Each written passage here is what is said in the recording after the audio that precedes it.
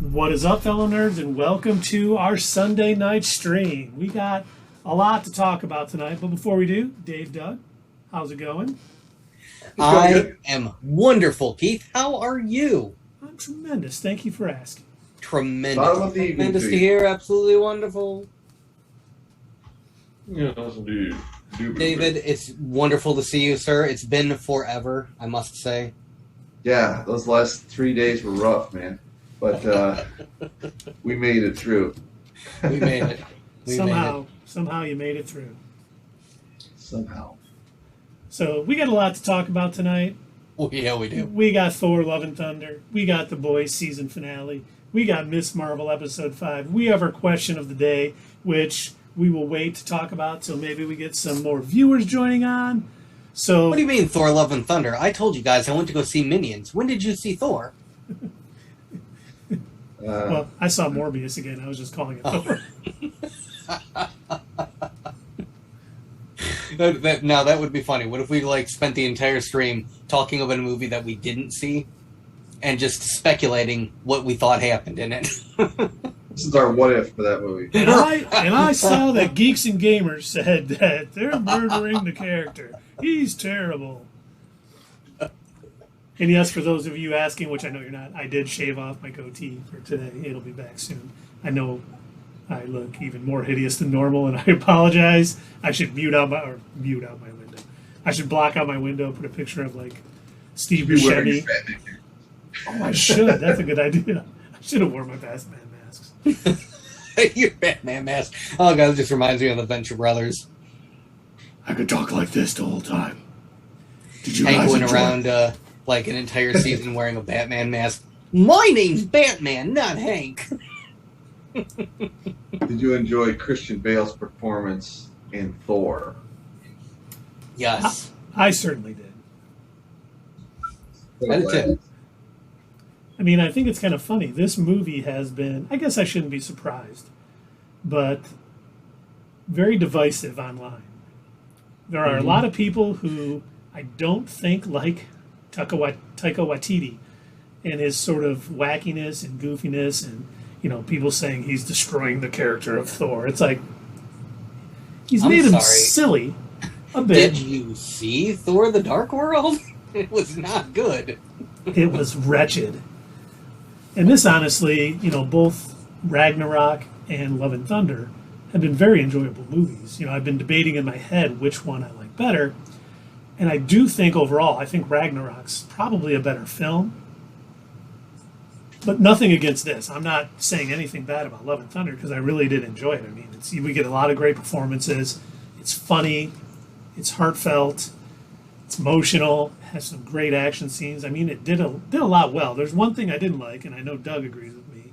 We had kind of talked about it after the thing. I mean, the only thing I really didn't like about it was Russell Crowe's Zeus. Yeah, I can see that. I mean, and it was billed as oh my God, we got Zeus on here, and he was kind of barely in it, Mm-hmm. If you think about it, a lot of characters were barely in it. This was one of my criticisms of the movie coming out, was that it seemed like it was in a huge hurry to get over with. And I don't know if somewhere out there a much longer version exists that is still, within the realms of not just an altogether cut scene that doesn't make sense within the existing movie, but if there are longer versions of each scene, just allowing things to breathe a bit. It just seemed to me, the movie that we were watching, there was no breathing room. It was literally, we got to hurry up and get to the next scene. We don't got time to play around. Okay, we just got finished this battle. Let's hurry up and go get some goats. Yeah, we gotta keep a lot of stuff in this movie, so let's get to it. Yeah, I get that. It was a lot of story to cover. If you go back and you look at some of our, previous live streams and stuff where we were talking about the elements that would go into making this movie, like the different comics that they had pulled stories from, Jane, the Mighty Thor, the whole Gore the God Butcher story. And everything. That is a lot of stuff to try and pull into to put together into a movie. So I get that much, but you could have given it a little bit more time. It's Well, okay. and when you watch Thor Ragnarok, there's a lot in it too, but it definitely feels like it's sort of it I flows felt a like lot there was a better. little It bit more definitely more breathing room. yeah, you get Mhm. every scene has a little bit more and it fills Yeah, out and it does. I think that's why I'm leaning towards Ragnarok, liking Ragnarok a little I bit think so. better. I think I agree. But I do You like. know, the whole. Oh, so go ahead. No, go ahead, Dave. The whole Guardians of the Galaxy part of it. That wasn't very necessary. If they wanted to chop that out in order to make the story a little more deep, they could have done that. You know, that was it could have been with or without. It was just there for like a little introduction, like, oh, he was with them, so they got to drop him off. You know, still wasn't. I don't think they needed to tell that part. You're right. It did feel very much like he left with them at the end of Endgame, so we need to include them in this movie. I mean, it was still Yeah, good, but it also felt a little bit rushed. Like, here's the Guardians. Okay, they're gone. We're splitting up. See you guys. Hmm. No, I don't want anyone to think we're criticizing the movie or anything, but you know, I do. One of the things I did like is how they changed up because I was wondering how they were going to handle gore because in the comics, not only is he going around killing gods, and in the comics, you see him when he's fighting a young Thor before he was worthy of Mjolnir, back when he was with the Vikings. You see him in present day, and then you also see him in the future when Thor is king after Odin passes, and he's building this god bomb that's going to take out all the gods and everything. And I'm like, they're going to have a tough time kind of getting through all this in one movie. But I like the way, even though I've never heard before that if you find eternity, he grants you one wish. I still didn't mind it. I thought that was kind of nice. It's like Gore had a plan. He's like, okay, I need to do this, and if this rumor or story, this myth is true, that if I find eternity, I can get this wish to kill all the gods. I thought that was handled pretty well. I was like, oh, you know what? They did a good job with that. They didn't. That part didn't seem rushed. Which, if they would have tried to build a god bomb and everything else, that probably would have felt extremely rushed. Hmm. You know, going back to what David mentioned about having Russell Crowe as Zeus, I thought they underutilized that character. Now, I get that you've got a lot of, big names in there that each are certain actors kind of really take up the screen, and I guess you don't want Russell Crowe to, like, outshine Chris Hemsworth as Thor or anything like that.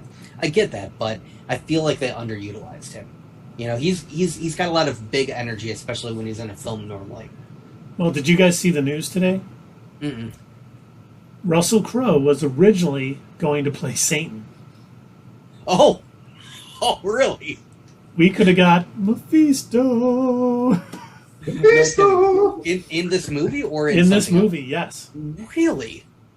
That would have been interesting to see. All And right. I think they decided to change it because of that post-credit scene, which introduces us.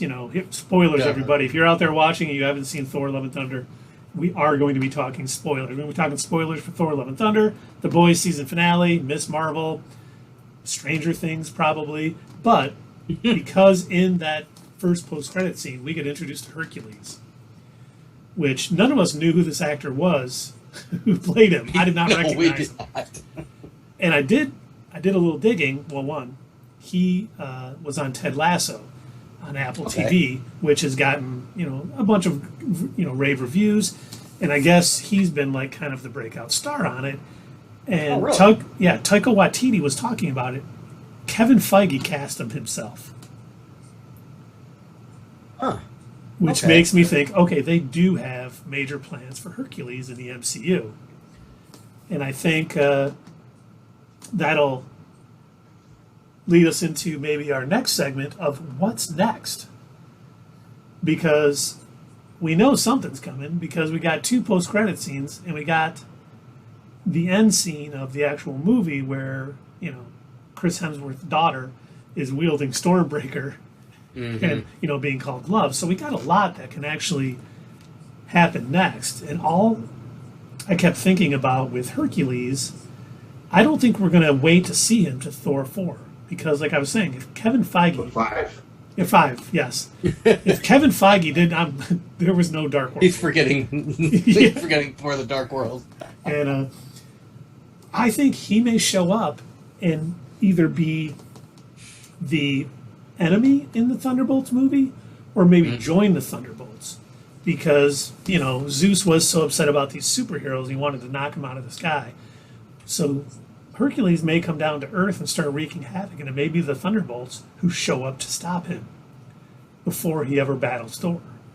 And I was like, that would be interesting. That'd be a very interesting villain for the Thunderbolts to take on, because, the Thunderbolts versus Hercules? Yeah. Okay. I almost feel like they might get Hercules to join the Thunderbolts to be like their version of Thor. Well, that's what he was saying. No, I was saying that he would fight the Thunderbolts at first, and then maybe he would be recruited. He would join up with them at the end. Huh. Yeah, I could definitely see him being recruited, because my thought process, as we were talking about this whole like team that Val seems to be putting together, she seems like she's almost grabbing alternate versions of each one of these types of people that are in the Avengers. We've got our sort of dark version of Captain America that cuts people's heads off with his shield, and we've got a different version of the Black Widow, who was her sister and everything. And so I think it would be interesting if she somehow was able to get in touch with Hercules, who maybe would come to Earth looking for Thor, and then Val just kind of shows up and says, actually, I've got an opportunity for you.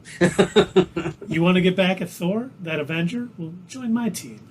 And we may actually see, instead of seeing Thor versus Hercules in Thor 5, we may see it in the next Avengers film. It could be the Thunderbolts versus the Avengers. And it could be Kang sort of manipulating these events to have these two teams at each other's throats while he does his thing. And kind of. And what if Val is secretly Kang and Kang is a Skrull? Mind blown, dude. It's happening. That is so crazy. Okay. No. Doug, you go ahead and pump the brakes, because you said you're going to let me get away with that? I did laugh at you. So yeah, I'll reel that in. That's ridiculous.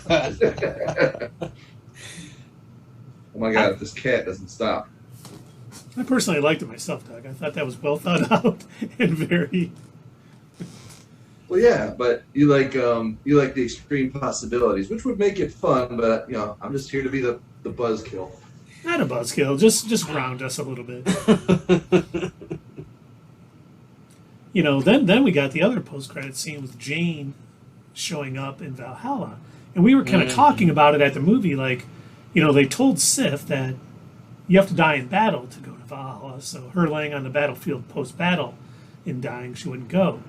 So why did Jane go? And I was thinking about that, and I think I know why. Okay. Because she was battling cancer. And she ended up... Well, that was her battle? That was her battle that she was having. Right. She ended up losing, and because she was worthy, and because, how much she fought it, and she was worthy for Mjolnir, that's why she got into Valhalla. Interesting. Okay. They didn't say that or anything, but I think that's true, because they made a point of saying, you have to die on the battlefield to go to Valhalla with Sif. You're right. You bring up a good point when you mentioned that. Thor did say that to Sif, because she was like, no, leave me to die. I wish to go to Valhalla. And he's like, yeah, no, you're not gonna get there by laying there. You got to die in battle. Oh. And I'll get up. All of a sudden, she's ready to get up. Alexander said she wanted to do a TV show with Beta Ray Bill. Oh, that would be fantastic. I just read that after I saw the flick. I really thought we were going to see Beta Ray Bill in this movie for the longest time, just because, well, now that Thor has Mjolnir back. Of course, unfortunately for Beta Ray Bill, Love is using Stormbreaker, which I was thinking. Yeah. Actually, let's finish Jane, and then I'll talk. I have a theory on Love. You have a theory about Jane? Well, I do. This is like what a short period of time she had Mjolnir in order to go to Valhalla. It's like a couple of months. Is that what they said? She hadn't even had a catchphrase. Like I said, everything was moving so quick that I don't know if it was like a couple of days, weeks, months. I really have no idea. Yeah. But, this is kind of a theory, but of course it also follows the comics. She becomes a Valkyrie in the comics. And even though it wasn't touched on in that post-credit scene at all, I do think there's a possibility that if a script works for Natalie Portman, she may come back and team up. Because they went out of their way to show, Tessa Thompson's Valkyrie and the Mighty Thor getting along and being buds in this movie. So I think it was leading into Jane perhaps becoming a Valkyrie and being able to team up with, Tessa Thompson's Valkyrie in the future, whether it be Secret Wars or some other big event. I do think would like her to come back possibly, and I know she has said she's willing to come back as long as the script is good. So I don't know if we're gonna see her again, Keith. I don't know if you heard the news, but Taika Waititi asked her to be in his new Star Wars movie, so she may be busy, being in Star Wars for the first time. So yes, he did forget that she was in 3 Star Wars movies already. But understandable. They were, The Phantom Menace, Attack of the Clones, and Revenge of the Sith. Apparently he liked work. I am looking forward to Taika Waititi's Star Wars film. Even though, so many people, I think he does this. He is very Beatles-esque when he's interviewed, because the Beatles used to always say they hated being interviewed, so they just make stuff up. Oh. And so he always says, people were asking him last week about a Star Wars movie. He goes, I haven't even written it yet. I don't know when we're filming. I don't know anything about it, basically. He goes, I'll figure it out. Maybe it'll probably be about Jar Jar. Stuff like that. He just makes up this stuff. And I don't know if you saw, he was interviewed, and he said, someone asked him about, we heard there's a 4-hour director's cut. And he was like, yeah, sometimes studios got to reel us directors in. Because the thing about director's cuts, they all suck. Oh, nice little shot there.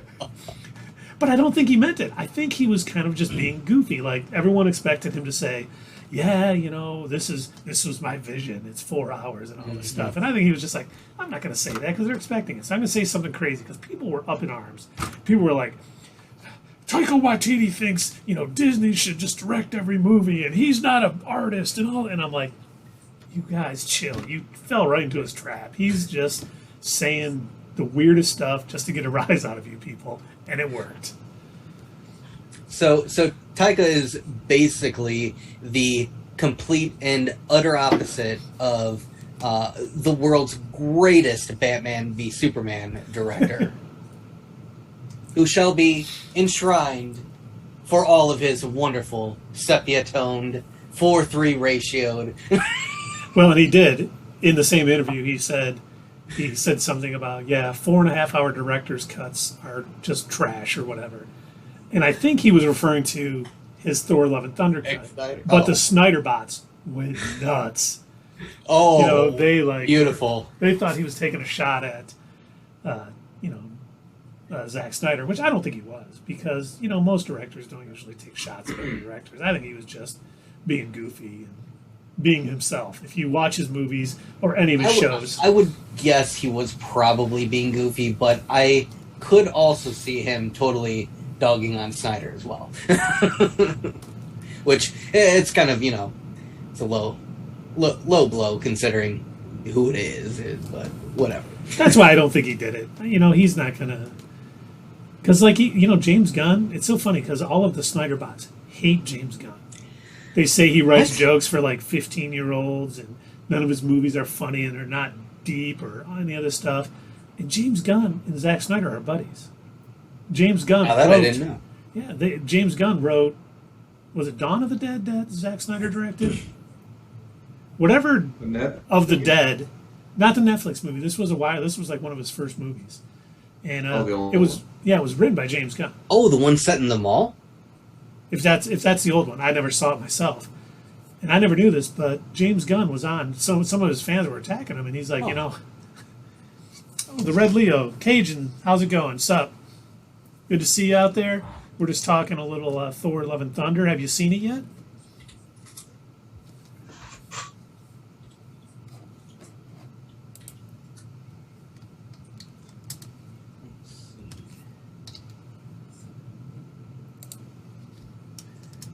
Dawn of the Dead. Yeah, I think that was it.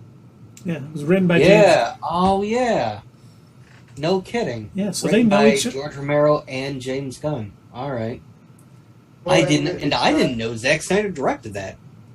I actually, I will fully admit I enjoyed that movie. I went and saw that in theaters when it came out. Yeah, It's like I not said, a it was set in competition. a shopping mall. It was interesting.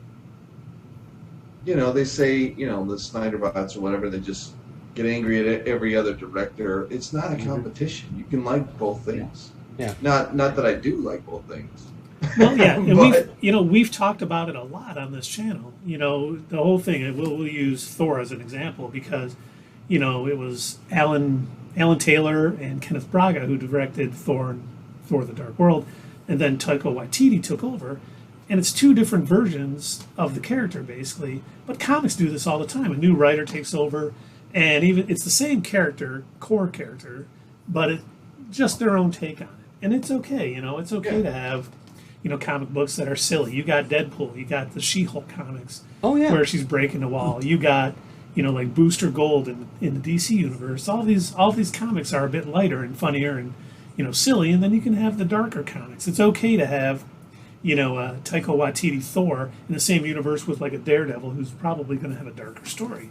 It's all about just telling something interesting. You can't just tell the same story over and over again with these characters.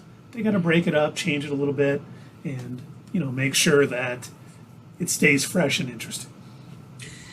I think one of my favorite examples of that working, where you can take characters that sort of bit of light and goofy mixed with a little bit of dark and serious. Anytime they made a Justice League animated movie or cartoon or whatever, whenever they would put Batman against any of the more goofier superheroes, Kite Man. somehow they still made it work. Like the Justice League animated series from the early 2000s, that version of the Flash was supposed to be Wally West, and he was a total goofball. Now, do you know who played him? Yes, I do. From Smallville. Yeah, Michael Rosenbaum. Yep. We are 23 minutes into it. We had our first. Oh wait, that wasn't today. Somebody say. I didn't say it. I know. I didn't say it. We have to do it for you because you'll wait till 2 hours in. You guys are trying to steal my thunder. I'm looking for the right place to drop this stuff.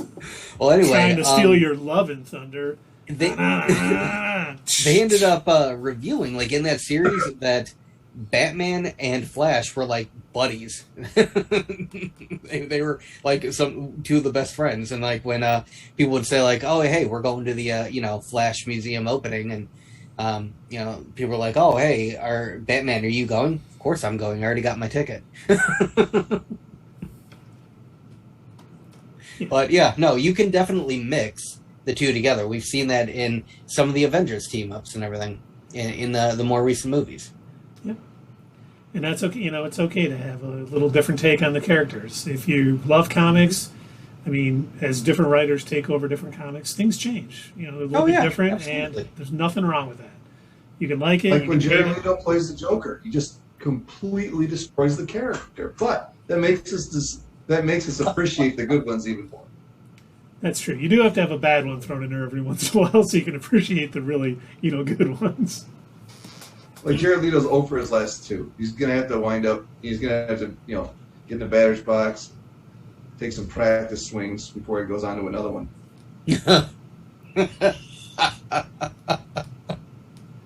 Yeah, he needs to do a little more than that.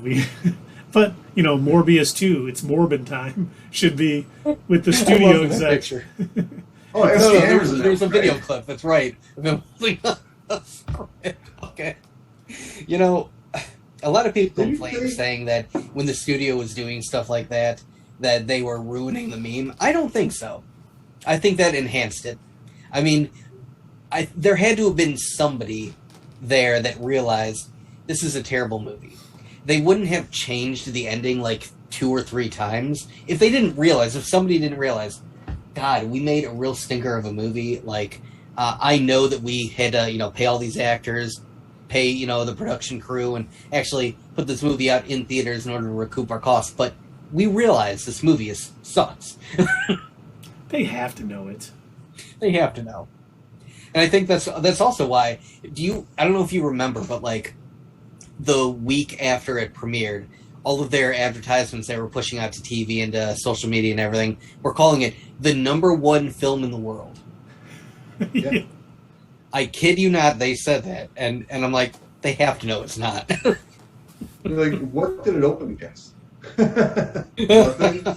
Nothing else came out that week. So it's #1. Sonic beat it out. Sonic 2. Yeah, that's right. Wasn't that the second week? It was I believe so, yeah. But it still beat it out, which is hilarious. But they had those commercials lined up. They're like, we're gonna win the box office. Just make it. We'll just run them. It's fine. Right. Didn't work out so well. Now, how is Love and Thunder doing in the ratings? Do we know yet? Like Love and Thunder, they're thinking it's going to make like 300 million opening weekend worldwide. I haven't seen the final numbers on it, but it made like 29 million Thursday night previews. I feel like that's kind of low for a Marvel movie, but all right. Well, it hasn't opened in China. There's some things going on. Like a lot of these movies aren't opening in China anymore. I think the budget was like 250 million, so it's already past its budget, which still needs to probably make more to be profitable, but I mean, it's going to keep making money. I mean, it's fun enough and it's enjoyable enough that people will see it multiple times, especially for Christian Bale's performance alone. I think it's worth it. Excellent job. And then we're still talking. Go ahead. What? It says it's made 302 million so far. Huh. So, like, how we're always teasing and, joking about, like, Christian Bale and making fun of the whole Terminator Salvation thing. Good for Keith. Oh, good for you. Hey, are you a professional or not? Bruce? I'm sorry, Bruce. Shut the F up, Bruce. I gotta say, with all that, he did an excellent job. He is a good actor. Yeah. He's a professional. Yeah. He's a professional. Every scene he was in, it changed the tone. He did great. And I thought about it later. He was hardly with any of the other big stars in any scene, And if it was, they were in the same scene together. They weren't actually on the screen together. They could have filmed the whole movie without him actually being in the presence of the other people. I bet. You didn't make a good. But I did see this interview with Tom Hardy, and what movie was he with Tom Hardy in? Christian Bale. Tom Hardy. Batman. Dark Knight Rises. Right. And, he said he was, Tom Hardy's in there. He's got all his get up on. He's like getting in there. Quite well. Yeah, and then he says the Christian Bale walks in. He said Christian Bale walks in. There's this 10-foot shadow. And he comes walking up, and his arms are just huge, and he's like, "I was intimidated by him." If you're intimidating Tom Hardy, I mean, you've done something right. Yeah. Well, just think of I always am so marveled at the fact that he was in The Machinist. For those who didn't see it, he lost like 110 pounds. Yeah, he was skin and bone. And then his next movie was Batman Begins, where he was like bulked up. The dude just does whatever it takes to make the most out of this role. Oh, and Cajun said Thor Love and Thunder is getting canceled in some Muslim countries too. Mm-hmm. So, I mean, it's making great money despite not being able to open in a lot of countries, which is fine. I'm glad Marvel's kind of handling these things instead of, getting rid of any China wanted them to get rid of the two moms for American Chavez and Doctor Strange in the Multiverse of Madness. They're like, it'll open here if you get rid of that. And he was like, no, it's part of the story. We're not changing it. And who knows how much money that would have made in China, but they probably turned down, $100 to $150 million in China, possibly, for that movie, which good for them. And Cajun says he is my favorite Batman. Mine also. Yeah. I will never forget when I went to see Batman Begins. I was a little hesitant, I wasn't that familiar with Christopher Nolan. I think I had seen The Prestige before that, and I liked it, but I was still like, okay. I don't know about this. No idea who Christian Bale was. I'm like, they're using a Scarecrow as the villain? What is going on? This movie is going to be terrible. And I remember seeing it, and I was just like, Yeah. And I'm like, how did they get all those characters in there?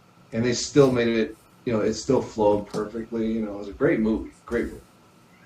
you got Ra's al Ghul, you got the Scarecrow, you got everything that you needed in that first movie to really explain how Batman became the Batman. It was great. It was on the other day, just on regular TV, and I was watching it a little bit. I actually really like what they did with Scarecrow in Batman Begins. Oh, yeah. I thought it was done really well, and I think if they would have kept going down that line, and they would have sort of kept introducing, because there's kind of a common theme with Batman's villains, so that a lot of them have some disorders or something wrong with them that maybe punching isn't the best cure for, but like I thought that's what they like the direction they're going with when they had introduced Scarecrow, because he was a psychiatrist and then ended up becoming kind of crazy himself, and then when he showed up again in the Dark Knight, and he was clearly like a little off, and I'm like, oh, okay, that's cool. They're sticking with him. They're like really expanding his character and building off of like where he left off from the first movie. And then what are you saying, Doug? It's always right to punch people. That's how you solve this. Oh my god, I will never forget the whole scene where discussing the guy that works at Wayne Corp is like, oh, I've discovered that Bruce Wayne is, oh yeah, if you want to blackmail the guy who dresses up as a vigilante at night and beats the crap out of criminals, go ahead. Go for it. Doesn't sound like Scarecrow the original Batman villain? The very first. It wasn't Joker. I don't know, because he was in Detective Comics. It may have been the first like supervillain he faced, but he was in Detective Comics first, and I don't think there was any supervillains in it. He was just like solving sort of normal crimes when he first came about. Oh, Cajun says, sorry, that's the Buzz Lightyear movie. That's being canceled in Muslim countries, which the lesbian relationship, understandable. I did read, though. I looked up what you were saying, and Thor Love and Thunder is getting canceled in Saudi Arabia for the same thing, because of Valkyrie, apparently. Oh, yep. Well, that's too bad. Well, hey, let's jump back to what's next. So we talked about what we think's next for, and sorry, Cajun, if you're still out there, some spoilers. Hercules showing up in the first post-credit scene. We talked about Jane with the post-credit scene showing up in Valhalla. But I also wanted to talk about Love, Gore's daughter. That is brand new character. Brand new character that teamed up with Thor at the end of the movie. She's wielding Stormbreaker.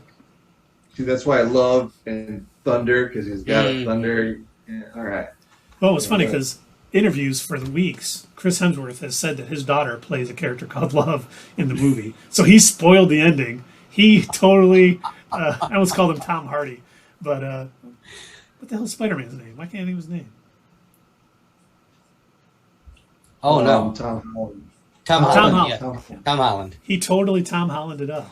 But no one knew. But it's funny because this movie was so heavily influenced by Jason Aaron, both on his run in the Mighty Thor, the regular Thor comic, and he is currently writing the Avengers comic. And I bring this up because recent issues has brought back a character called Starbrand. And it's basically like this orphaned kid who gets these incredible powers to help save the universe. It's like this, it gets passed along from character to character. And it was an original comic back in the 80s on Marvel's, I forget what it was called, this different universe. And then it kind of got brought into the Marvel universe. And I think they're going to use her as kind of being like a Starbrand type character in the MCU moving forward, because, she's like uber powered. She's able to travel between universes and things like that. And I think that because the Starbrand that's in Jason Aaron's run on Avengers is like a kid. They found this kid in the Shi'ar Empire, and they had saved the mom, and then she's like, you got to take, save my daughter or whatever, and the mom ended up dying. And this kid's a star brand, and they're, what do we do with it, and how do we handle it? So the Avengers basically adopt her. So she's like kind of living with the Avengers and all that other stuff. And that was my first reaction when I saw this young kid that's basically kind of orphaned with these superpowers. I'm like, I wonder if they're going that route, even though they're not calling her, like not saying she has the star brand or anything like that. Maybe she gets it in a later movie, and maybe she helps the Avengers against Kang. Oh. Or it's just a new character, and they're going to have some fun with it. I have no idea. Yeah, they could bring her along as the young Avenger, Thor version. Oh yeah. Oh, that's good, Dave. I like that. That is definitely something they could do. She Yes. could show up as. That's good. That's probably a lot more likely than the star brand showing up. But that's just what struck me when I first saw it. I have another what's next for you gentlemen. Speaking of new characters that I think we need to clearly discuss. What's next for them. The real stars of this film, Tooth Gnasher and Tooth Grinder. Now, The hilarious screaming goats that stole every scene they were in. And the best part was when they hit that Rick and Morty tiny planet. Right. That was too much. we are 37 minutes in, and we did get our first Rick and Morty. Thank you. Yep, there we go.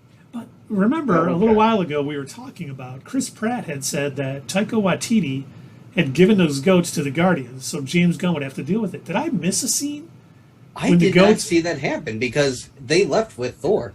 I wonder if that was, again, just Taika Waititi being goofy. Or was this this was scene Chris, that got cut out or edited? This was Chris something? Pratt who said it. So, yeah, I think it was maybe a scene cut out. Or he was joking around like, yeah, I can't believe those goats, the Guardians have the goats now. Or he just wanted them. He's like, man, those goats were awesome. Right. I really need them. But no, that was amazing. They were even better than I imagined they were going to be. When we saw them in the preview, I was like, oh, okay, cool. So, Thor's going to have some goats pulling him around, pulling his boat or whatever. Okay, that'll be fun. I had no idea they were going to be literal giant screaming goats. It was perfection. It took like scenes that were a little quiet or serious and just all of a sudden you hear them. Ah! I love what Dave mentioned, the tiny planet. they're walking around this small planet. Ah! And I loved when Korg, when they first showed up, he's like, oh, they do scream a lot or whatever. Right. Now, here's a question for you. We'll throw you guys on the spot. All right. Who would you rather have recap a story? Korg or Lewis from the Ant-Man movies? Korg. He did impeccable. Korg, yeah. It's the He did a good job recapping the story. Also, obviously, we need to see more of Dwayne. That mustache was excellent. And for those of you in the chat that do not know, again, spoiler, but at the end of the movie, during the movie throughout, Korg kind of tells us the mating ritual of his kind. What are they called again? Oh, boy. Rock people. Yeah, we even saw his god in Omnipotent City. Right, yes. Cronin, that's it. Cronin, yes. Yes. So he's talking about Cronins, how when they finally fall in love, they meet somebody and they stand over a volcano and they hold hands, and then that is what births a new Cronin. And very, very nice, touching story. And then in the end, he ends up with the one that he loves named Dwayne. And I need to see them telling the next story of the Thor movie, or making an appearance, like just showing up in the background playing video games. Thor. Or he's the DoorDash driver or stuff like that. There you go, of New Asgard. Dwayne's mad. The fries are cold again. Dwayne's mad at Korg because he's spending too much time with Thor and not helping with the kid.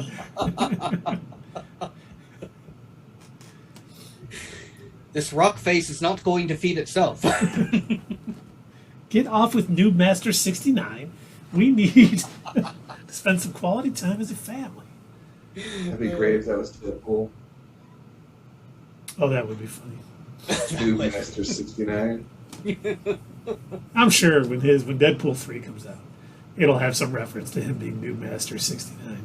Yeah, that'd be hilarious. And then, by the way, one of the things I was laughing at during this movie is when they're in Omnipotent City, Bao, the little dumpling god, was from a Pixar short. Really? Yeah. I did not know that. Yeah, we've watched it on Disney Plus quite a bit. Basically, this lady sort of makes a little dumpling and it becomes her son. And it grows up and it moves out. It's really well done, but it's called Bao, the same name as the god that was sitting there. I'm like, there's been other Pixar references in Marvel movies but never was it an actual character. A god. A god. I was like, that's great. Only Taika Waititi would have some Pixar dumpling god show up in his movie and have it work.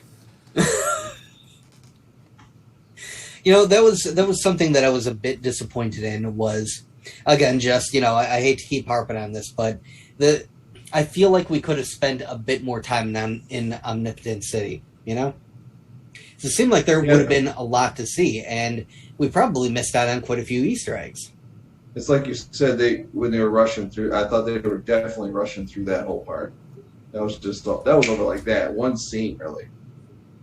I do think when comes out on Disney Plus or Blu-ray, it's one of those go frame by frame during that city because you missed a lot in that scene. There's stuff hidden back in there. Mm-hmm. Someone will figure it out. Or we will. Some of our friends we have a mutual friend on Facebook who normally posts on this stuff, Matt. And he didn't like it. He didn't like this movie. He thought it was definitely not as good as Ragnarok. That was one thing he said, but he said he was really disappointed. Huh. I wouldn't say I was disappointed. I do think I liked Ragnarok more, but I don't think I was really disappointed. I just, I thought it was fun. It just, a few minor things, like it could have just used a little bit more. It wasn't a masterpiece, but it was fun. Yeah, it was fun. And I think with Matt, him being a very deep into comics guy, I think he really wanted the Gore saga to be more like the comics. And they didn't have time for that. I mean, I think I understand the change, why they changed him the way they did, and it makes sense and it worked. But, we've mentioned that quite a few times when it comes to these movies, that the MCU just does that sometimes. They have to do what will make sense for a film. Unfortunately, you cannot make everything exactly like the comics. And I think the God Bomb might have been out of the question. I mean, you got to think, comics come out once a month. It's like 22 pages, so much more time to do things. Movies, you got anywhere between an hour and 45 minutes, maybe 2.5 hours. You get much longer than that, you're going to start boring people. But, you really need that type of story like a Thanos to get really 2 parts. And as much as I would like to see 2 parts of Gore, I don't think it would have worked as well. No, I don't think a Thor movie would have worked in 2 parts.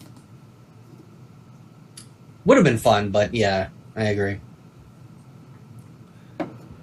Which, should we save that for, well, maybe we've already gone over it. What is the best series for, like, an individual character, do you think, in the MCU? Right now, I'd say Captain America. Yeah. Best series for an individual character. Are you talking about the existing Disney Plus series? Or do you mean I'm talking about the entire MCU. Oh, well then I gotta go with Daredevil. Not a TV show. It could be a movie too. Like, Captain America is a 3-movie arc. Okay. So you're staying with Daredevil? Yeah, I am. I thought they did his character perfect. And I don't think you could have done that much better. Did you guys hear in Kingpin? Did you guys hear the rumor about Echo? About the Echo series? No, what about it? So according to some scooper, I can't remember his name, and I apologize for not remembering it, but he said in Echo, Daredevil is going to be looking for Jessica Jones. Saying Kristen Ritter is going to show up in Echo.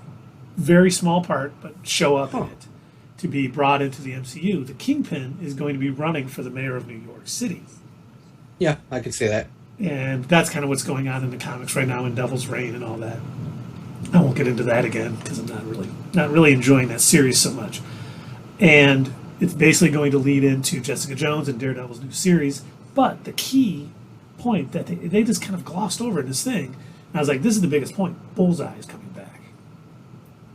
And I was like, yes, because that fight scene at the end of season 3 between Kingpin, Bullseye, and Daredevil was just absolutely phenomenal. That was just incredibly well done. Everything they did with Bullseye. Bullseye is a hard character to get right on screen, and they nailed it. What do you mean, Keith? I mean, the Ben Affleck movie was perfection all the way through. Their version of Bullseye was spot on. That's true, but Lightning, they can't get it right twice. Like how the interactions. I was just reading a Deadpool graphic novel, and he's up against somebody hires the Bullseye to come after him, and he can't predict. He's a good shot, but he can't predict Deadpool's movements. So he can't get him. So Deadpool finally traps him, and he's like, "All right, listen. I'll pay you all the money I'm getting from this job. Just don't kill me." I want to see something like that from Bullseye. I would be okay with that. Bullseye. Now, was it because of Daredevil's abilities, like of him able to sense and hear the weapons coming at him, that he was able to move quick enough, or was it that because Daredevil just is acrobatic and keeps moving all over the place? I think Dave said Deadpool. Oh, Deadpool, you said. Oh, I'm sorry. I thought you said Daredevil. I apologize. That would be funny. Well, we were talking about it beforehand, so it's all right. No, that would also be that would be hilarious. Anytime you include Daredevil with a more serious Marvel villain, that's always fun. And once I found out Bullseye was coming back, let's go back to Thunderbolts. Is he going to be the Hawkeye of the Thunderbolts team? Will Val recruit him to come in and be Hawkeye? That I could see. That would be very interesting. And the actor who played him, I don't know who it was, but he nailed it too. So it'd be cool if they brought him back. According to this scooper, that is the guy they're bringing back, which is fantastic. So the image that you had shared with us, Dave, that Kristen Ritter had shared, you think that was why she put that up? Yep. Things are starting to fall into place, making a lot more Very sense cool. these days. You know what I see this as, what I'm comparing it to? When we were talking about the different elements that Dave Filoni and company will put into these new Star Wars properties, how they'll sort of, back when Disney first bought Star Wars, all these people were like, "Oh my God, they're going to make their own brand new canon. Everything, all of the stuff previous, it's all none of it's ever going to be referenced again." And then you've got Jon Favreau and Dave Filoni, and they're like, "Well, yeah, no, actually, we can pull whatever we want from what is considered legends and make it canon again." And we have no problem doing that. I love that, even though people were afraid that Daredevil and Jessica Jones and obviously Keith's favorite character. No, never mind. Wonder Man. His favorite character. Not his favorite actor playing that character. Oh, his favorite actor playing that character. Yes, I do. I do love Iron Fist. He loves Iron Fist. I just hate Finn Jones's interpretation of it. But I know a lot of people were worried. Ahsoka, but I don't like Rosario Dawson playing. Oh, really? I think I've said that every time we brought it up. I thought you'd change your mind. I said she's not as bad as I thought, but she's still not a good pick, I don't think. Me and Doug were talking while you were gone about what do you expect to be next? I said, I don't know, because I think the next Thor appearance is going to be in a team-up movie. Yeah, I do think we're going to see Avengers 5 before we see Thor 5. And I do think he will show up in that. And I get a feeling that we're going to see Avengers versus the Thunderbolts possibly, but they may hold that off a little while. We could have, the next Avengers movie could be, anything really. I mean, some of the biggest, Avengers villains. We could see the Wrecking Crew. We could see a whole lot of stuff because the Wrecking Crew is being rumored to show up in She-Hulk. As Dave showed us earlier, we had talked before that the Thing may possibly show up in She-Hulk, and then I forget who is reporting it, but they're saying Jason Segel is going to be playing the Thing, which I do think we're probably going to get some Fantastic Four news, casting, maybe director, release date, all that stuff, maybe at San Diego Comic-Con coming up. So, just tons going up. But now that we're all here, we got our question of the day. And our question of the day, brought to us by Doug, is what song would you use to basically ward off Vecna or protect yourself from Vecna?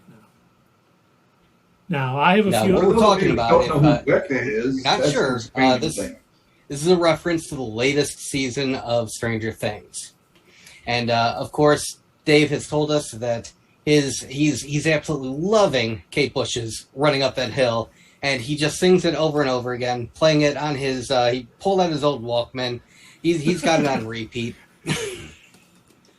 I tell you, I never heard that. Keith, did you ever hear that song back then? I never heard that song back then. I never heard it until Tessie brought it up and said, have you ever heard that song? It's from when you were a kid. I'm like, never heard it. And I looked it up on YouTube and was like, never heard it before. I'm going to be honest. The only Kate Bush song I'd ever heard was Wuthering Heights. That is literally the only song that I knew from her, and I only knew of that. I think somebody was doing a challenge. Some guy was doing a challenge on YouTube to see if he could hit the high notes of Wuthering Heights. And so that's literally the only reason why I knew her name. And so when I saw that, I'm like, Running Up the Hill by Kate Bush. I'm like, didn't know she had other songs. Okay. Never heard of it. Yeah. I mean, I was alive back then. I don't remember that at all. And I consider myself to know a lot of music. I have no recollection of that song. Well, Dave, would you like to go first with your songs to ward off the Stranger Things Season 4 villain Vecna? Oh, geez. Then I have to. Well, she had to choose her all-time favorite song, right? That's what she did. So I'd probably say that's "Know Your Enemy" by Rage Against the Machine. All right. I just it's groovy. It's hard, heavy metal. I love it. That would ward off the spirits. that would keep you from floating. And Keith, cover your ears. It would keep you having all the bones broken in your body. Take those headphones off, man. We do have spoilers, but Keith is not allowed to hear them. So I just said we have spoilers on this, but Keith is not allowed to hear them. Right. So Keith, do you have hasn't said what he wanted to say yet. I have a few songs I have as honorable mention. Ooh, the first one is Summer Babe, Winter Version by Pavement from the wonderful album Slanted and Enchanted. King of Carrot Flowers by Neutral Milk Hotel on the Over the Airplane, Over the Sea album. Doing the Cockroach by Modest Mouse. I Am a Scientist by Guided by Voices. But my winner, and the reason I picked it is because it is an absolute earworm that is also a dance. And you're probably wondering, Keith, can we hear this song? Yes, you can. You're about to hear it.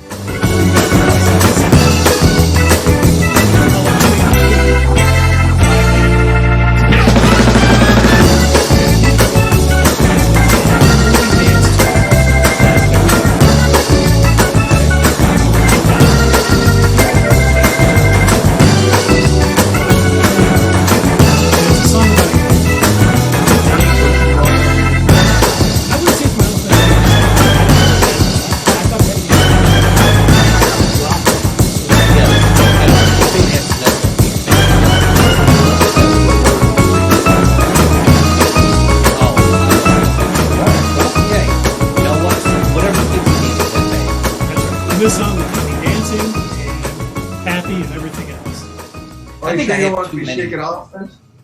Shake it I off. think I have personally. I have too many favorite songs. I don't know. Like I don't think I can consider absolutely one 3時間も待っていたのよ私猫と一緒に3時間も待っていたのよ私猫と一緒に ト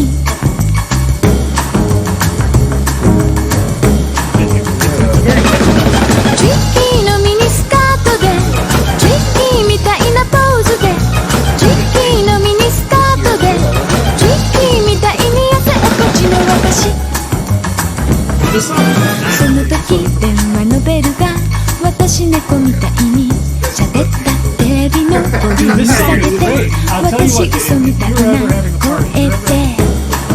you want people to start dancing to this song. トリッキーのミニスカートでトリッキーみたいなポーズでトリッキーのミニスカートでトリッキーみたいに汗っこちの私 Alright, well, I tell you what, I will go ahead and roll the sequence up there. Keith, that song slaps. Thank you very much, Doug. I knew you had the right kind of taste to enjoy such a thing. It's also my kid's favorite song. I put it on a CD in the car, and I was like, play the Japanese song. They like that and Handlebars by Flowbots. So the song that I would pick to keep me from being turned into a human pretzel by Vecna, I have to go with, and thought about this because again, like I just mentioned, it's very difficult for me to choose one favorite song. I like so much different music, but I would have to go with Seven Seas of Rhye from Queen. That song that gets me going. It's a little bit different from a lot of other Queen songs. It's a little bit, harder, I'd say.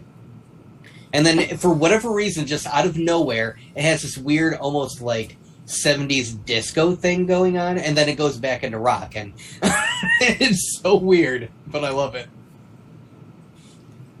Fantastic. Well, if you're out in the chat, let us know what your song would be to keep Vecna at bay. But it's time to move on to the season finale of The Boys. Which, I won't lie, I was a little disappointed in this episode. It was definitely not as good as episode 6. Mm-hmm. Yep, nowhere near. I just really, I mean, it was good. It was still well written. It was still well acted. Well, I guess there was just a few. I think my major problem with this was the fact that Queen Maeve lived. And I know that sounds odd. I love the scene between her and Annie after that, but the fact that she, that was a huge sacrifice for her to do what she did. And to be able to live after it, I think really goes against what The Boys has always been about. There's consequences for your actions, and she almost gets away. She threw herself, she saved everybody, and it's almost, I won't say meaningless, because she did save those people, but she lost her powers and she's going to go live with her girlfriend and be happily ever after. She probably should have died that scene to really fit how the Boys universe works.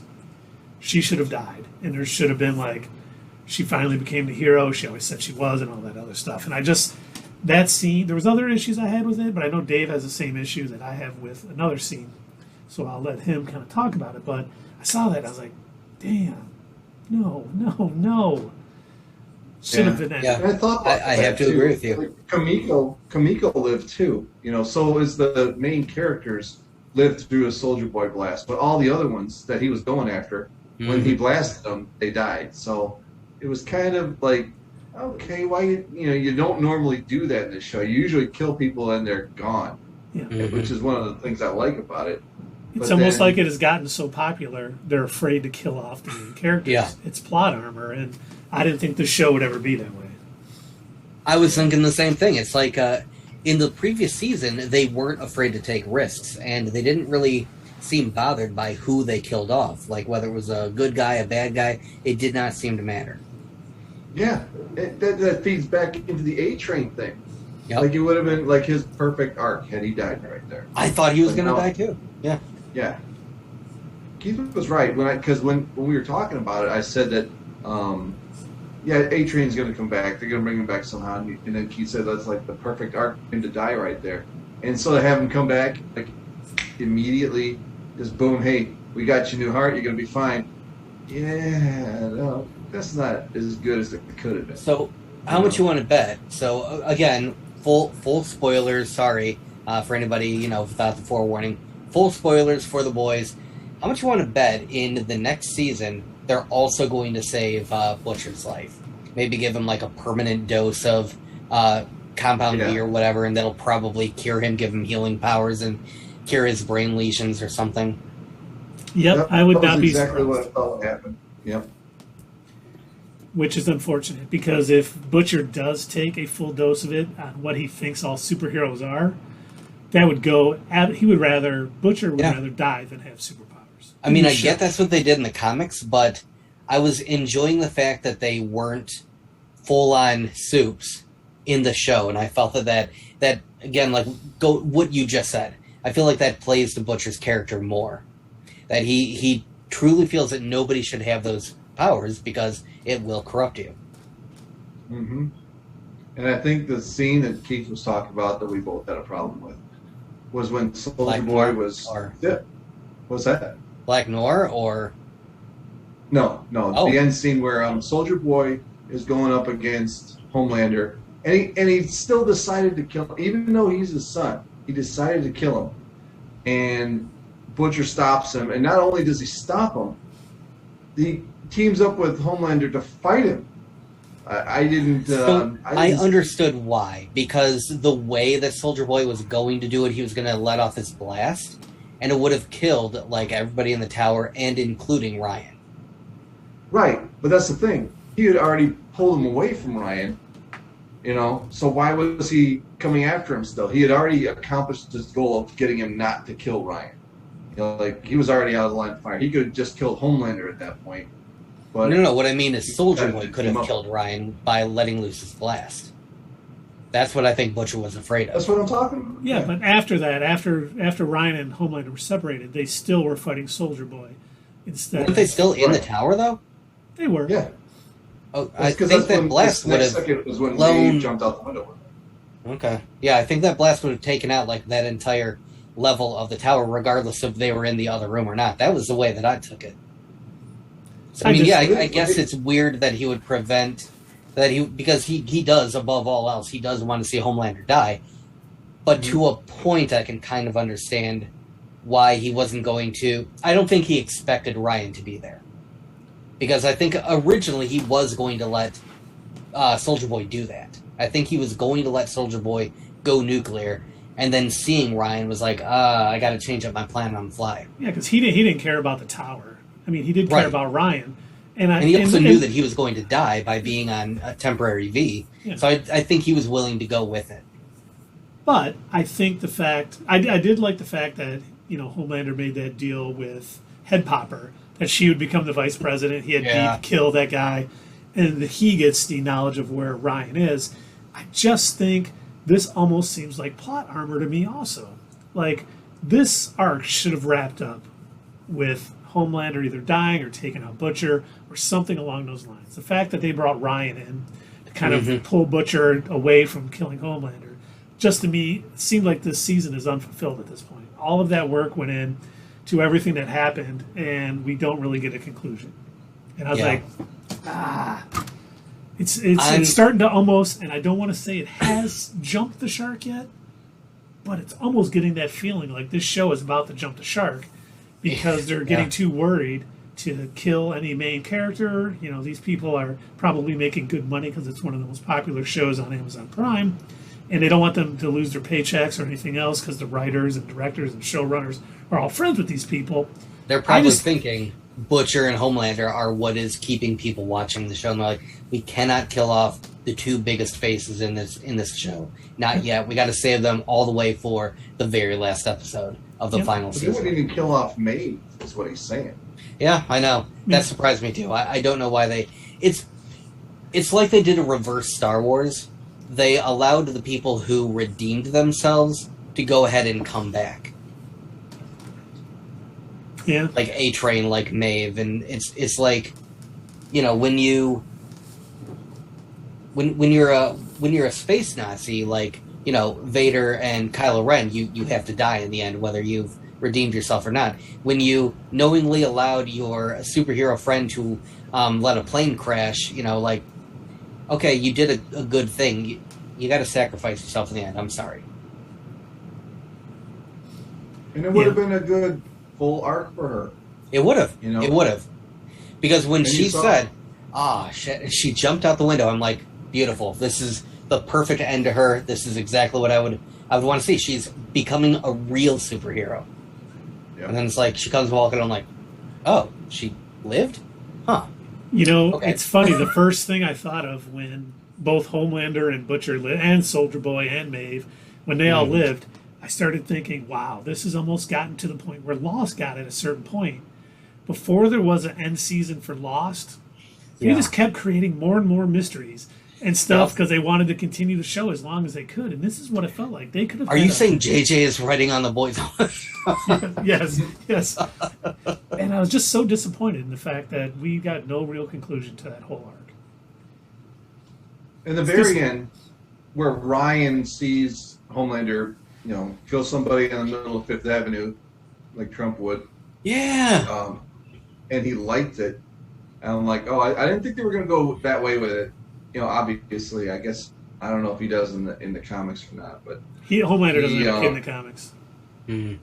Yeah. So Ryan sees this and he's like, oh, okay. And so he's not going to be the ultimate like nemesis to Homelander. He's going to be more like they're going to be a team. I still think Stan Edgar has a bigger part to play in the next season. Oh, I'm pretty sure that he does too. But yeah, that definitely did not go the way that I thought it would. I remember when we were talking about, you know, the whole thing where Butcher was pushing Ryan away in order to like protect him and everything like that. That definitely had a way worse effect than I think even Butcher realized. Mm-hmm. Yeah, Because- definitely. But at the same time, that seems like a huge character flip for Ryan's character, because he wanted nothing to do with Homelander towards the end. He, if I recall correctly, he was actually afraid of Stormfront and Homelander. Mm-hmm. So it's kind of odd to me that he'd all of a sudden be, oh, hey, Daddy, I want to go with you. But it's whoever treats him. He's only 10, you know. Whoever treats him with love is going to be the one he has allegiance to. Yeah, I guess Look we'll at have his to life. see. He jerked around all over the place. Yeah. And his mom raised him for a long time. You think that would almost have a Clark Kent effect on him, where he's kind of learned a little bit from right and wrong, and maybe it will pan out later in season 4, season 5, whenever this comes up, and everyone still lives. But it's going to have a Brightburn effect. Absolutely. There's 4 of those. Because you missed 2 when you were gone. Okay. But I I was may, just kidding, you know. yes, I did.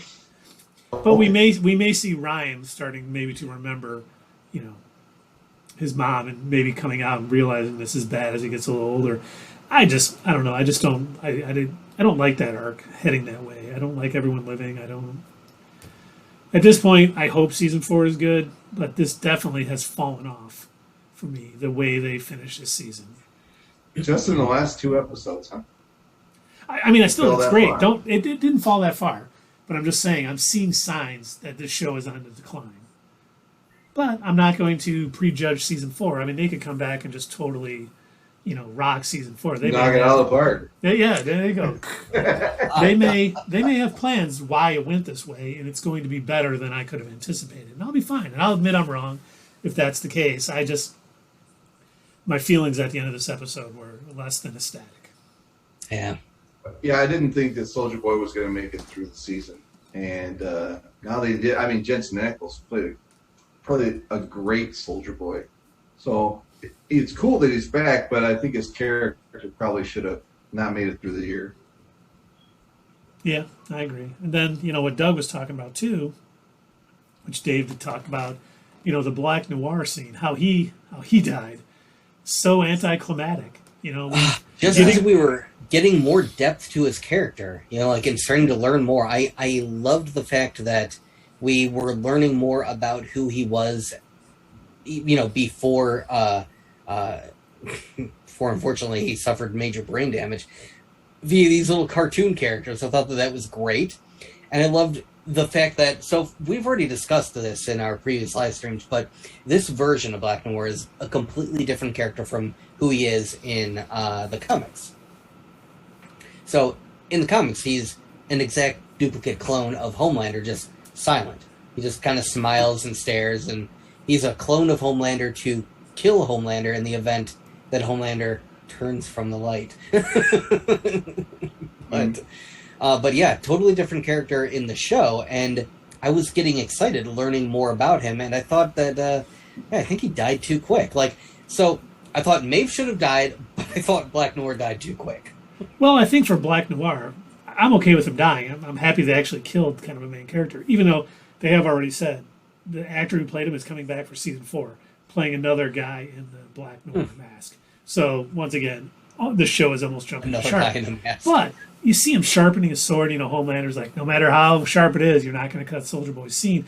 I would have liked to have seen him try, or against Homelander, at least have somewhat of a fight against Homelander, instead of him just getting his guts ripped out. I was like, yeah, that's too bad. We had all this build-up that he's this, super ninja, and we barely got anything from that character. I would have just liked to have seen him in action, have a brawl. If it would have been half, the Maeve Homelander fight was amazing.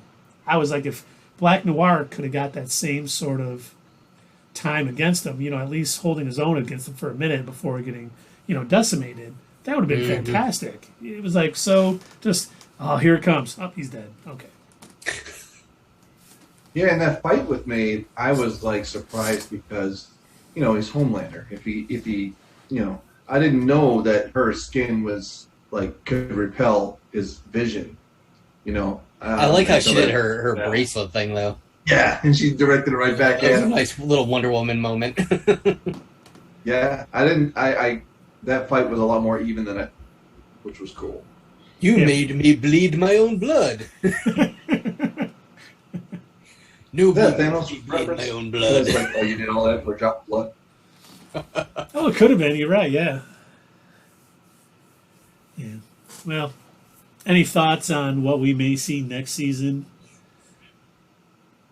Like I said, I think Stan Edgar's going to be back in a way that we don't know, but he's just too important of a character.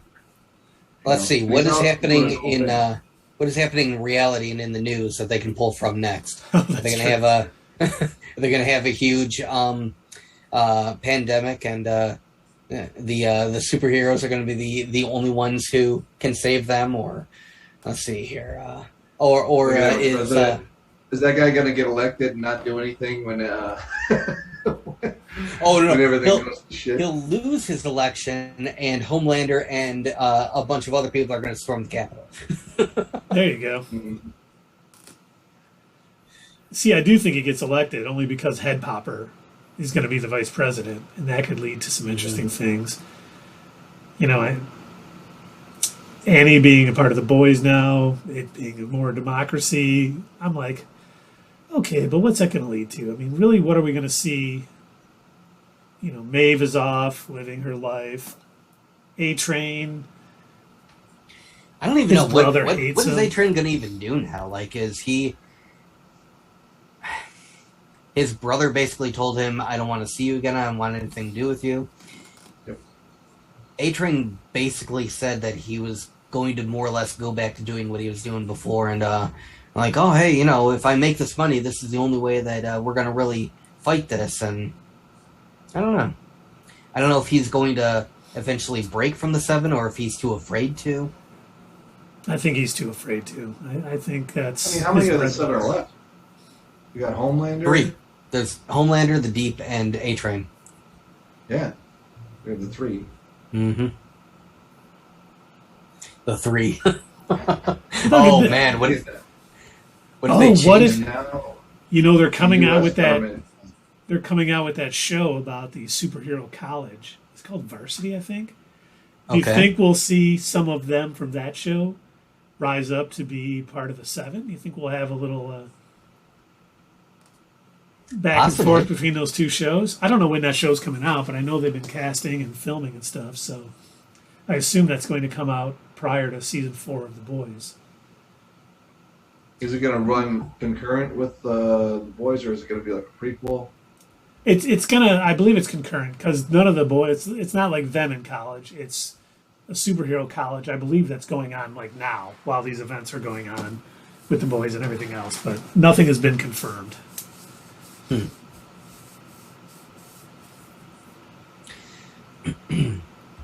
So do we have any what's nextuses for the boys?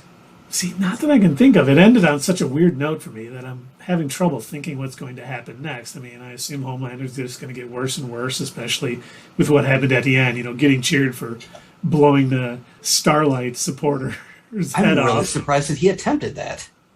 That one kind of threw me because I never thought he would actually push it that far, like out of fear of the reaction. And it was kind of quiet for a minute, and I thought, oh boy, now he's like, oh, maybe I shouldn't have done that. But then when his name just starts clapping, I'm like, of course that would happen. Yep. And that guy's got free reign to kill citizens, and no one's gonna, he's not worried about approval because the people that he likes are gonna approve of it. Yeah, season 4 will probably be Homelander is out of control. The boys It's gonna be Justice League. devise a plan to stop him. They meet him on the battlefield. They decide not to kill him because they need him for season 5. So then season 5, Homelander will be out of control, and they'll devise a way to stop him. But I'm not upset about how it ended. It would be a weird dynamic if they can get him to switch and be good, and have like. Honestly, I guess I'd rather have Soldier Boy be a good force rather than a bad guy. Because he seemed like he was with it for the whole season. He wasn't doing things. He was only killing people he personally had a problem with. Unlike Homelander, who'll kill somebody just because he's pissed off. You know what I mean? No, you're right. I mean, Soldier Boy, while not a good person per se, No. he was more. I don't even want to say the Punisher because the Punisher, Punisher kills people who are guilty. He's kind of like Dexter, where he was going out and getting revenge on people. Yeah, and he wasn't just out of control with it. But he did kill a lot of innocents at Herogasm. Mm. Well, And also when he blew up downtown New York. Yeah, But I think the downtown New York thing was an accident. I don't think. Well, was yeah, out of it control. totally was an accident. But the fact of the matter is that he still was out of control and killed people, But it was what, more in the Bell Tower. No, it was more his What are you doing talking at about, Soldier Boy? Herogasm, letting that ray off to kill people. In New York, it just kind of happened, and I'm sure that would have been more explained. Like I didn't know this power, I had no control over it. He had control of it at Herogasm, so he's to blame for all of those people's deaths. Mm-hmm. But anything else on the boys before we move into our next topic? Nope, I don't have anything else. Move along, little doggy. We are moving it over to Miss Marvel. The Disney All Plus right. show. That's Marvel. This was another one where, this episode didn't seem as good as some of the previous ones. It was okay, I liked it. I liked it too. I thought it was interesting hearing about the partition and getting some of that sort of history about Pakistan and India and stuff. Mm-hmm. I mean, that's like, I don't know if you guys watched Lovecraft Country. At the beginning of that, they kind of intertwined the Tulsa Massacre into the beginning of their story. And I always thought that was really cool, having this real life event kind of lead into this fiction story. And so it was nice kind of seeing that.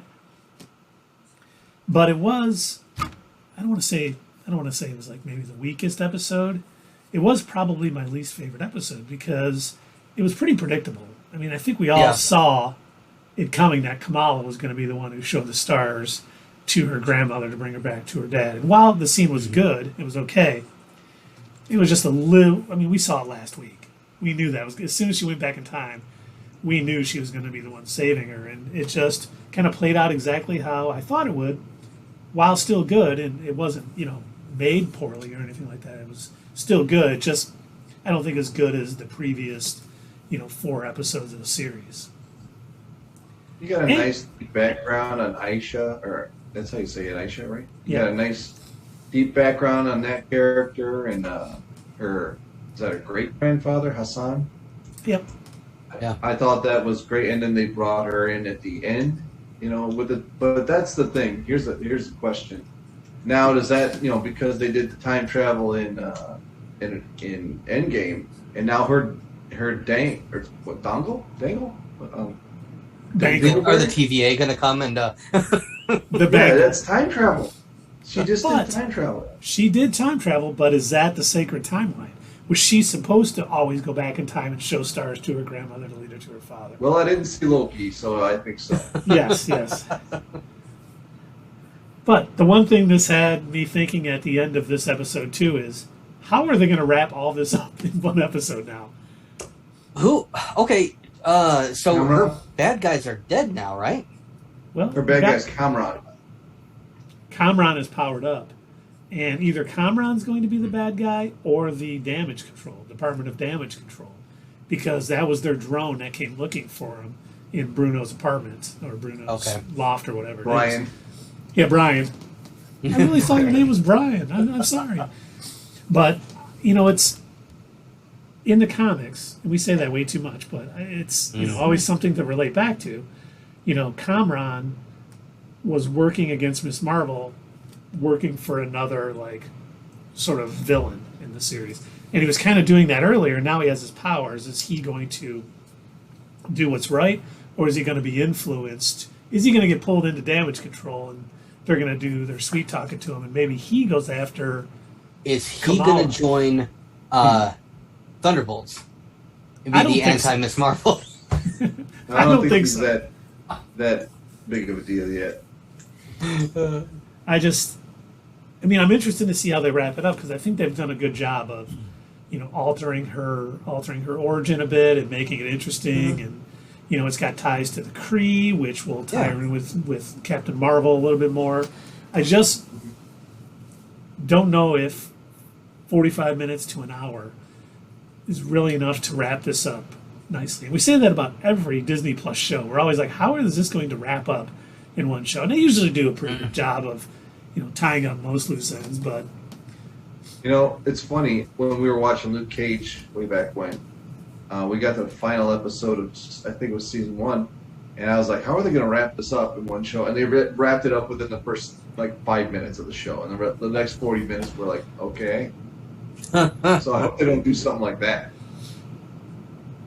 Yeah, it could really, we, even though it hasn't been announced yet, they could be working on Miss Marvel Season 2, which this could extend over to, after The Marvels. The Marvels, yes, thank you. Mm-hmm. But, I'm interested to see who is going to be the real enemy here. Is it going to be Kamran, or is it going to be Department of Damage Control? Because one of the huge events in the Marvel comic universe, and see, I didn't say that, I didn't say in the comics that time. An event in the Marvel comic universe was the Kamala Act. Basically, she was part of this team called the Champions, and they were battling these evil guys, and a bunch of, a school got taken down. No one was really hurt too bad, but Kamala got hurt. And no one knew she was Miss Marvel, so they pulled Kamala out of the rubble. It was like a huge, cameras were there, they saw it, so they made the Kamala Act, where they started going after young superheroes. It was basically outlawing superheroes under the age of 18 or something. And it was called the Kamala Act. And so I don't know if they're going to try to lead this. Peter Parker, then. Yeah. So if the Department of Damage Control is going to start going after underage things, they could be setting up as the villain for people like, Cassie Lang, if we get her in Did I just say Catman? Ant-Man and the Wasp. Quantumania, that's why we may see Kate Bishop show up, because we know her makeup artist was in the credits on the first episode. They may be going after Kate Bishop. We may see him going after a lot of these young Avengers, and we may see that be their initial storyline, is them trying to stay above Kamala's law and stay safe while they're being hunted by the Department of Damage Control.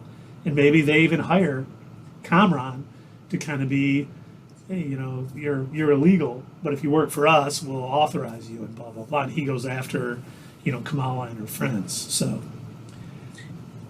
Or, hear me out, Bruno finally becomes a supervillain. he's so mad about being called Brian. Brian. Doug, No. It's going to happen. I'm telling you, he's going to be an engineer. He's going to make a bunch of gadgets, and he's going to fight magic with technology. Doug, pump the brakes. Keith, are you going to hit the gas, Keith? No, I'm not hitting the gas on that one because I like Bruno. I like the kid who plays him. I don't want to see him turn evil. But if he does, Kamala's going to take him down. He's going to have a big fight with Kamran. That's what's going to happen. Mm-hmm. Oh, yeah, maybe he powers up and he saves Kamala from Kamran while he's working He's for the going to team department. up with Ned, and the two of them are going to fight Spider-Man and Kamala. Ned Flanders? Oh, Ned Beatty. Okay, that makes a lot more sense. Oh, Ned Beatty, yes, of course. The No, original the Hobgoblin and the engineer, the technician or whatever that character is The called. inventor. The inventor, yeah. The inventor and the Hobgoblin. Oh, and the inventor is also going to make all the Hobgoblin's gear. There we go. See, I've got it figured out. Is that who he was in the original Superman with Christopher Reeves? Ned Beatty? What? You said Ned Beatty.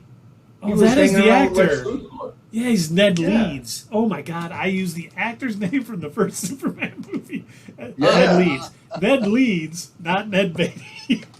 Oh, boy. It's getting late. Holy Like, cow. where am I? Been a long week for Keith. It definitely has.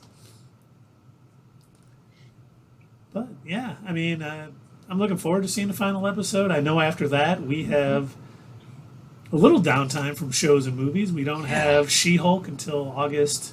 I'm sorry, She-Hulk Attorney at Law until I think August 7th. Then we got Andor August 31st. We do have San Diego Comic-Con coming up, not next weekend, but the weekend after.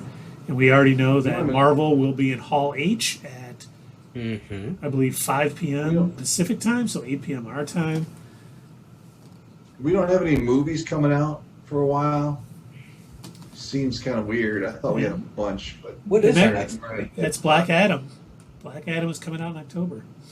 All right. Wow, not till October. Man, we went from like Super Slam to having like a whole bunch of stuff to talk about, and now it's like crickets. We'll be able to work on our series and all of that good stuff. It's kind of weird. I mean, we haven't seen that many movies lately. We saw, Thor: Love and Thunder, Doctor Strange in the Multiverse of Madness, Morbius. That's all we've seen this year, and it's July. Yeah. yeah. I thought it was gonna be Before a the really big pandemic, year. I remember it seemed almost like we had a movie almost every other week. Yeah, that was the good old days. It was like once a month at the least. Oh yeah. Yeah. So I remember that bar that I met you two at. They do a comedy night like on Thursdays, and I remember every time they were scheduling a comedy night, I'm like, man, I'm gonna miss another one because going to see a movie tonight. And now it seems like we haven't gone to see as many movies as we did in like 2019. 2019, man, we were busy. And we're going to pick back up here, at least, at the end of this year and leading into next year. A lot of Marvel, a lot of DC.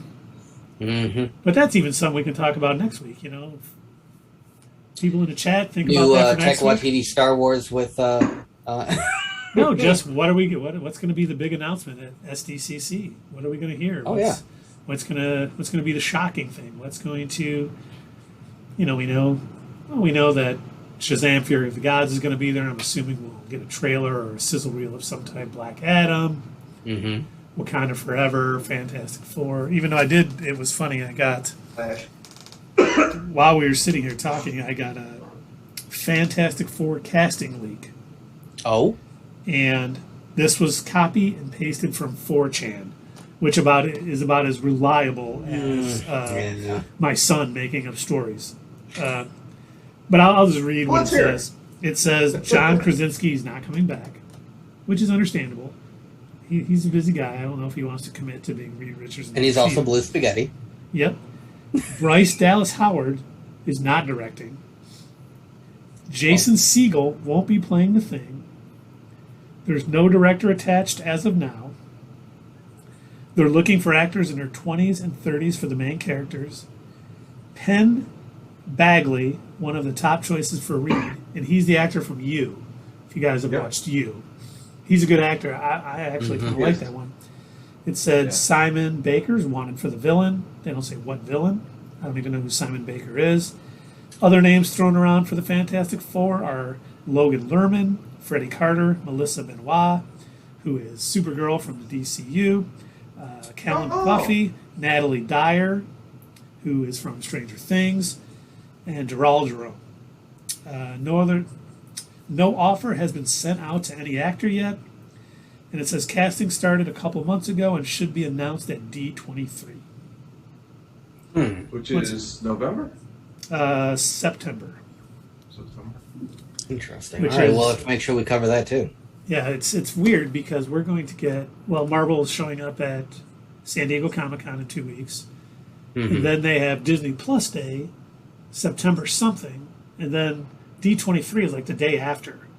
So we're going to have 2 days. I'm assuming Disney Plus Day, they'll probably announce a bunch of shows coming, like maybe we'll hear about Secret Wars or Armor Wars. I'm sorry, Secret Invasion, Armor Wars. I got to stop doing that. We'll hear more about some of the shows. Maybe we'll find out about Ironheart show, all that good stuff. And then maybe on D23 it'll be more about movies and stuff. So, I think we're all really looking forward to hearing about Madam Web above all else. Did you see, by the way, I'm glad you mentioned that. I was going to write that down. The composer for Madam Web, I can't remember whose name it is. Never heard of the guy before. Okay. But I guess on his Instagram post, he said basically he's working on Madam Web, and it's a Marvel Studios and Sony production. Huh. Now, is this the composer being confused and not understanding the MCU is different than the Sony Morbius verse? Because it's no longer the Sony Spider-Man verse, it's the Morbius verse.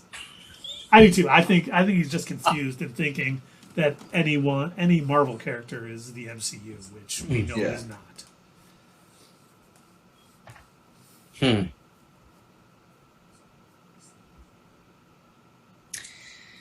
I really do wonder how they're going to clean up that mess. They have, and I wonder if they're going to try and introduce Madam Web into the MCU. Somehow shoehorn that in. It could be a multiverse thing. In the Spider-Man animated series of the 90s, she had a lot to do with, I know that was a flub on your part, but she had a lot to do with Secret Wars. Her and the Beyonder. Yep. Well, I do think Secret Wars is coming, but that's further down the road because Secret Wars in the comics, outside of the 80s. Everybody. Yeah. And it was all, it was basically the Beyonder, Doctor Doom, and all of these. It was a multiversal war, which we heard about that in Loki. So I do think we're getting Secret Wars as an Avengers film down the road. But I think, Secret Invasion and Armor Wars are coming way before that. Oh, yeah. You can't do it too far down the road because then they could bring back, since they're in the multiverse, they could bring back Iron Man, Captain America, Black Widow. They could bring them all back. How hilarious would it be if Sony attempted to do a Secret Wars before the MCU had anything planned? And Kevin Feige's like, oh my, you guys cannot do that. We can do what we want. You can do it with a limited number of characters that you have rights to. How's that? We've got Morbius, we got the Rhino, we got can we get Andrew Garfield or Tobey Maguire? They didn't want to do it. We got Spider-Pig. We got the animated version of Miles Morales. And he'll run around, right? Like the little characters that Black Noir sees. Right. It'll be Miles Morales as a cartoon. And the rest of everybody each other with like mallets. Yeah. Boing. Well, we know Miles was referenced in Spider-Man Homecoming too. We do know that, yeah. Mm-hmm.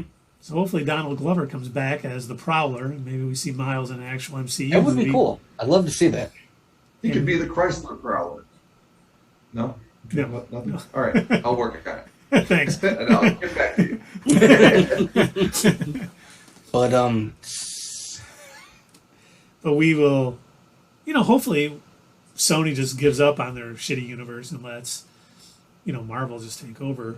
Even though at some point, Kevin Feige can only produce so many things a year. And I really don't want Spider-Man to take over. I mean, we got so much that they can be working on since they've gotten the Fantastic Four and the X-Men yet. It seems like they're moving a little faster forward with the Fantastic Four than they are the X-Men. I don't know if that's to distance themselves from, Dark Phoenix, or that we just haven't heard of any of their plans. They could be working on stuff right now. We could be getting a Wolverine Disney Plus show about, his time Oh with my God, Weapon that would X be or the something. thing. We could be getting, a young X-Men, movie coming out in a couple of years, and they just haven't announced it yet. Who knows what the hell they're actually thinking? Hopefully, we learned something, during SDCC or D23 or Disney Plus Day. But I wouldn't be surprised if they wait a little while. That will be the thing that I'm looking forward to the most seeing is how they're going to work the X-Men into the existing MCU. Like I am very curious. Are they going to do the whole? Oh, they've been here the whole time, and we just they've never worked with the Avengers. We've never talked about them. They've literally been there since the 40s. Or are they going to? Is this going to be a multiverse thing, and they cross over from another universe where they existed, or who knows? Yeah, and same thing. How are they going to handle the Fantastic Four? Yeah, Are they going to be from the 60s but trapped in the quantum realm or the negative zone for all this time? Who knows? Because obviously they haven't been around helping, so they got to somehow explain that off a little bit. It doesn't have to be too deep. They can just be like, we knew you had a handle. We're here now. So wait a minute. So when Doctor Strange goes in the multiverse with, what's her name? Clea? Charlize Theron. Yeah, Clea. Then they find the Fantastic Four while they're there. They're going to the dark dimension. Well, they could be there. They could. They might. we That's haven't true. seen Yeah, it yet. that's true. They were eating popcorn while Doctor Strange was Dormammu. they were eating pizza. Hey, look at that guy. He's talking to Dormammu. Check him out. I thought he was dead. How'd he come back? I've come to bargain. Clea, I'd like you to meet Dormammu and also Dordadu. No? Is that bad? That's terrible. No, stop. Say another one. You got to work on it. Bring it back next week. Take it to the comedy club. Work it out. Come back next week. Working on his hard 5.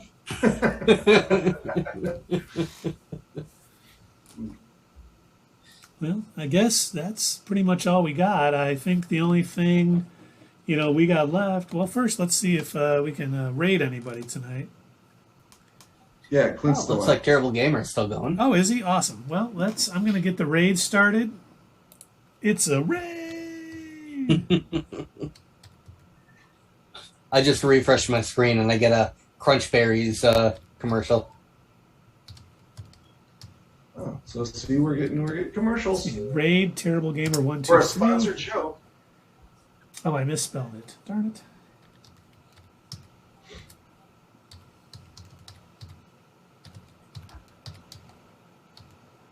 I don't know what I'm going to do with this cat, man. She has been so loud this whole time. You guys can't hear her? No, not really. Got her loud Yeah, in I the haven't heard your bathroom. cat at all. Oh God, I'm so dumb. I was putting Terrible Gamer because that's his Terrible Gaming. Yeah, gaming. 1 2 3. So we're gonna raid Terrible Gamer, and we are going to. See you. Well, no, we're gonna go out with a little dance. チュッキーのミニスカートで